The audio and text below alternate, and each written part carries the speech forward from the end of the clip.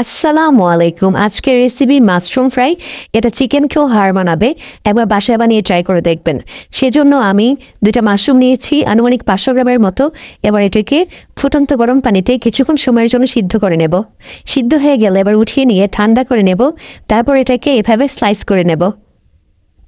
Slice করা হয়ে গেলে এবার এটাকে এইভাবে কেচে দেব। কাঁচা হয়ে গেলে এবার 2-3 টুকরো করে কেটে নেব।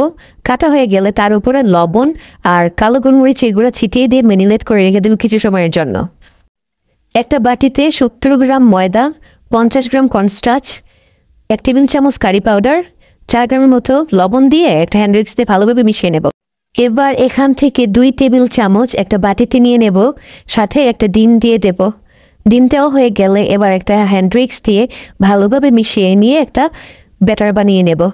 এবার একটি মাশরুমকে ময়দার মিক্সের মধ্যে কোট করে নিয়ে এবার এই ব্যাটারের মধ্যে চুবিয়ে নিয়ে নেব। তারপর আবারও এটাকে ময়দাতে কোট করব। কোট করা হয়ে গেলে ময়দাটাকে ছড়িয়ে ডুবন্ত তেলের মধ্যে এটাকে ভেজে নেব কিছুক্ষণ সময়ের জন্য।